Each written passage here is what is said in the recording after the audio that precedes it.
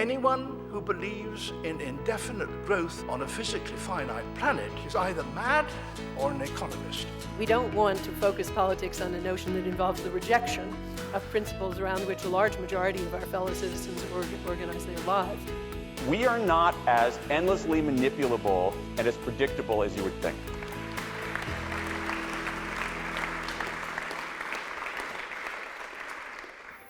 Today I'd like to share with you a little about the art and craft of creating contemporary illusions. Let me talk about several of the elements that go into creating magic. The first of these elements is technology. While magic might be thought of to owe much to superstition, in fact, the opposite is the case. You probably know the dictum of science fiction writer Arthur C. Clarke that any sufficiently advanced technology is indistinguishable from magic. That is true, and magicians have known it for over 2,000 years. Around 150 BC, Hero of Alexandria described how the temples of ancient Greece were filled with magic. Altars burst into flames. Hold on. Doors mysteriously opened. Musical instruments played as if touched by the gods. Now, Hero, a mathematician, also explained how these miracles were accomplished. They were all magic tricks, applications of the little-known sciences of hydraulics, pneumatics, and chemistry. But to the temple visitors, this was magic.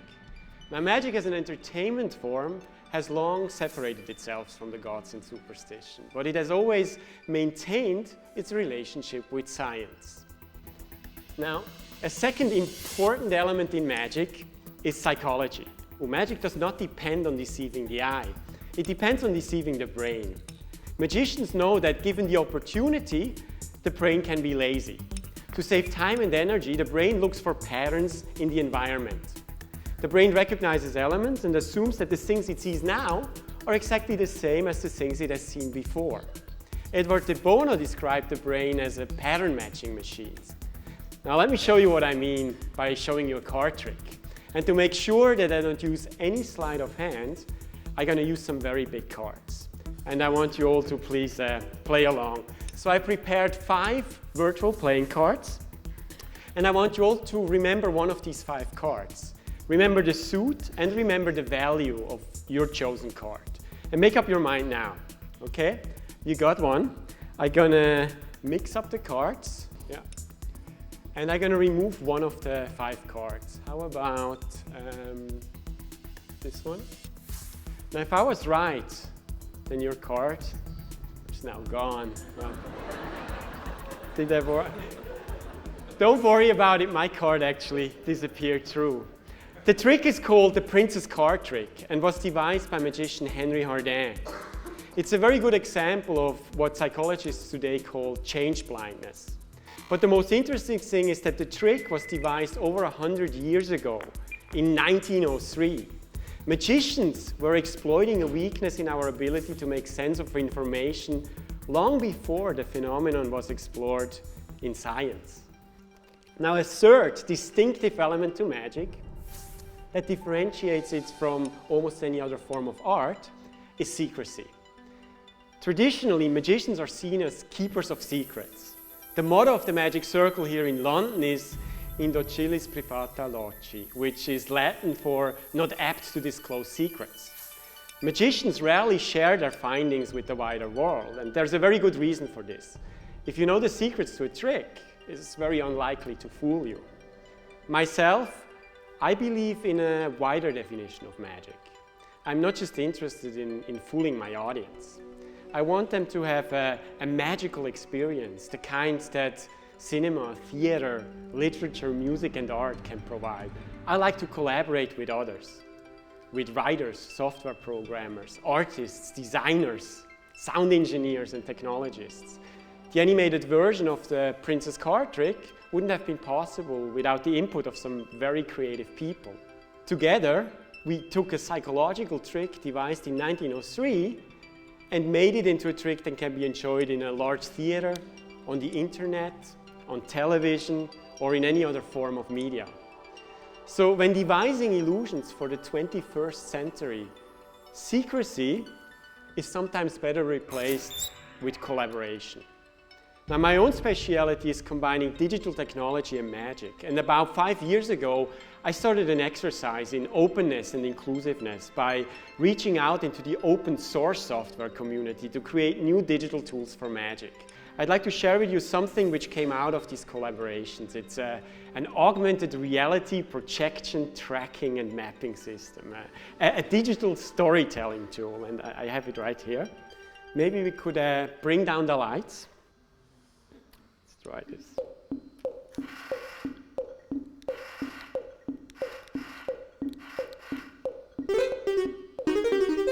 Sorry, I forgot the floor.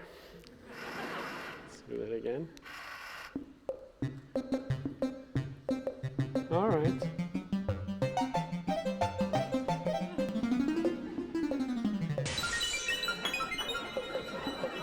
Hey.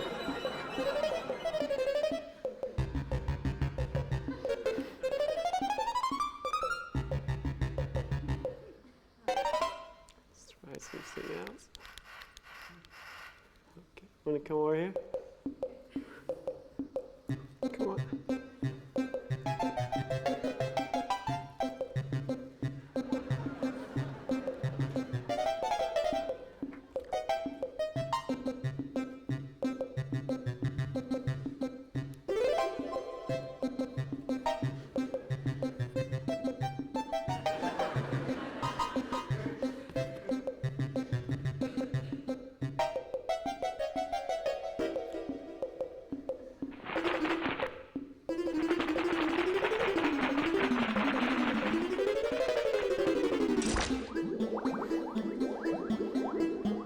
Hello.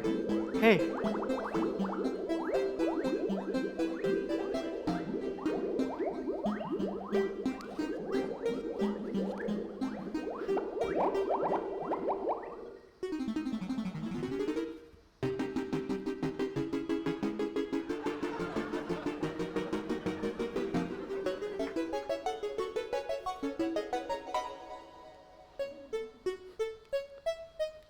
Go for it.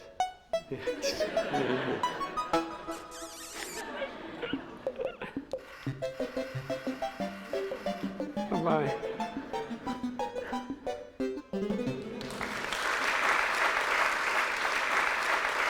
So in the spirit of an open source magician, I'm going to give you a quick peek behind the curtain on how this system actually works. So in front of me is a video projector. Mounted on top of it is a high-speed camera. The high-speed camera has an infrared passband filter, which enables it to see infrared LED tracking markers, which are in the corner of the canvas. We created a piece of software which about 60 to 120 times every second tracks the location of the canvas and projects the video image precisely on it. So I can move the canvas no matter how I move it, the video image will always stick to it. When this illusion was created, this interactivity with the drawing was really not possible. Like, tablet computers were not what they are now, and in that sense it was not only magical, but offered a vision of a future where gestural sensing and projection might be ubiquitous and intelligent. In the spirit of open source, I developed a software solution for multimedia artists. I have worked extensively with multiple videos on screen and knew how difficult it was to synchronize the screens and how costly it was. So we created a piece of software which actually allows these video screens to be synchronized and at zero cost. But sometimes people find it really hard to imagine what a tool can do before they have seen an example of it at work. So I developed the following piece, which I thought would show the software off to its best advantage and be a catalyst for creativity. One of my favorite magicians is Carl Germain. He had this wonderful trick where a rose bush would bloom right in front of your eyes. But it was his production of a butterfly that was the most beautiful. Ladies and gentlemen, the creation of life. When asked about deception, he said this: Magic is the only honest profession. A magician promises to deceive you, and he does. Now, I like to think of myself as an honest magician. I use a lot of tricks, which means that sometimes I have to lie to you. I feel bad about that. But people lie every day. Hold on. Hey, where are you? I'm stuck in traffic. I'll be there soon. You've all done it. I'll be ready in just a minute, darling. It's just what I've always wanted. You were great! Deception. It's a fundamental part of life. Now, polls show that men tell twice as many lies as women, assuming the women they ask told the truth. We deceive to gain advantage and to hide our weaknesses. The Chinese general Sun Tzu said that all war was based on deception. Oscar Wilde said the same thing of romance. Some people deceive for money. Let's play a game. 3 cards, 3 chances. 1 5 will get you 10, 10 will get you 20. Now, where's the lady? Where is the queen? This one? Sorry. You lose. Well, I didn't deceive you. You deceived yourself. Self-deception. That's when we convince ourselves that a lie is a truth. Now, sometimes it's hard to tell the two apart. Compulsive gamblers are experts in self-deception. They believe they can win. They forget the times they lose. Our brain is very good at forgetting. Bad experiences are quickly forgotten. Bad experiences quickly disappear. Which is why in this vast and lonely cosmos, we are so wonderfully optimistic. Our self-deception becomes a positive illusion. Why movies are able to take us onto extraordinary adventures. Why we believe Romeo when he says he loves Juliet. And why single notes of music, when played together, become a sonata and conjure up meaning. That's Clair de Lune. Its composer Claude Debussy said that art was the greatest deception of all. Art is a deception that creates real emotion, a lie that creates a truth. And when you give yourself over to that deception, it becomes magic.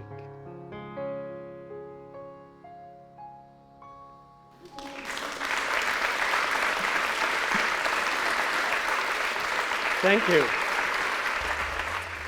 I began this talk by mentioning science fiction writer Arthur C. Clarke, who said that any sufficiently advanced technology is indistinguishable from magic.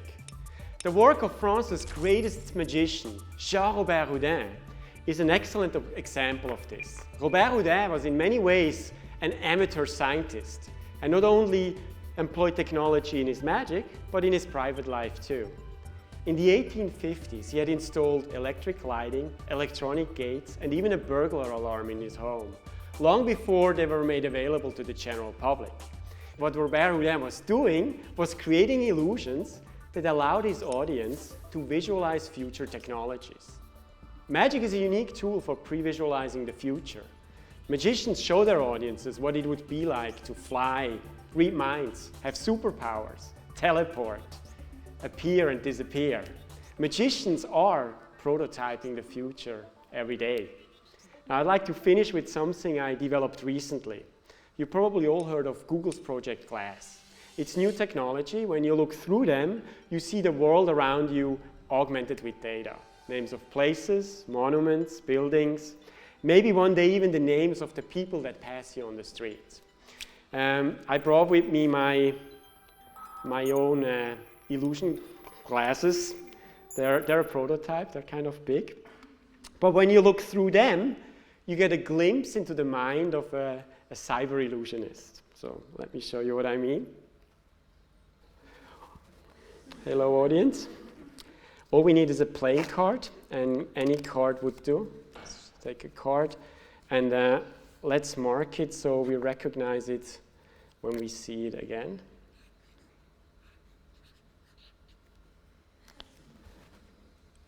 Woohoo! Okay, and let's start up the system. System ready. Acquiring image. Now, for those of you who don't play cards, a deck of cards is made up of 4 suits: hearts, clubs, diamonds, and spades. The cards are amongst the oldest of symbols and have been interpreted in many different ways. Each of the 4 suits corresponds with one of the 4 seasons: spring, summer, fall. My favorite season is winter. Yeah, mine too, thank you. Winter is like magic. It involves visual wonder, drastic change, and a delicate balance between its physical states. In each of the 4 suits, there's a total of 13 Each card cards. represents a phase of the 13 lunar cycles. So over here, we have high tides. Over here, we have low tides. And in the middle, we have the moon. The moon is one of the most potent symbols of magic. There are 2 colors in a deck of cards. There's the color red and the color black, representing the constant change from day to night. Marco, I did not know you could do that. Well, thank you. In a complete deck of cards, there are 52 cards corresponding with the 52 weeks of the year. If you total all the spots on a deck of cards, the result is 365. That's the exact number of days we have between of our birthdays. Make a wish.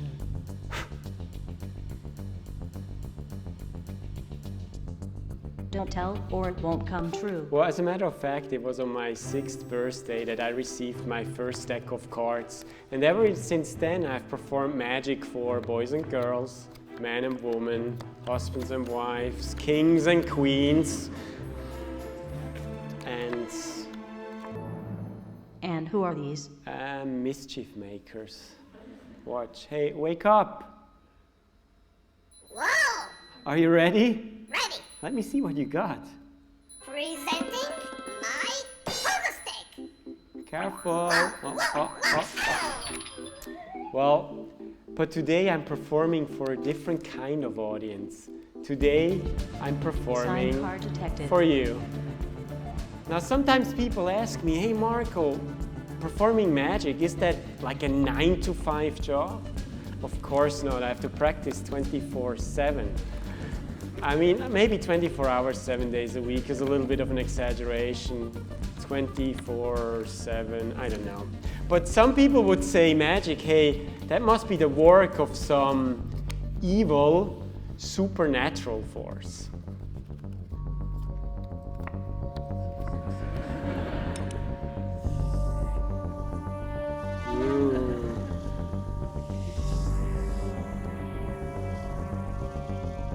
But it really isn't that intense. I have to warn you though, if you ever play with somebody who deals cards like this, don't play for money. Why not? That's a very good hand. The odds of getting it are 4,165 to 1. Okay, but my hand is better. I guess we beat the odds. I think you got your birthday wish. And that leaves me with the last and most important card of all. And unlike anything you've just seen, virtual or not, this Sign is card without a detected. question the real thing. Bye-bye.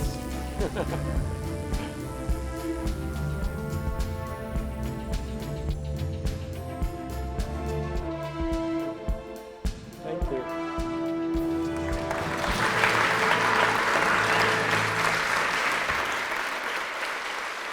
Thank you.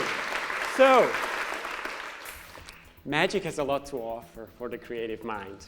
Some scientists are picking up on that and are reviving interest in the psychology of deception as applied by magicians. but I think in a way that is looking backwards, or perhaps scientifically inwards. For me, the most progress is going to be made by magic embracing other arts and crafts and creating new illusions, new magical experiences.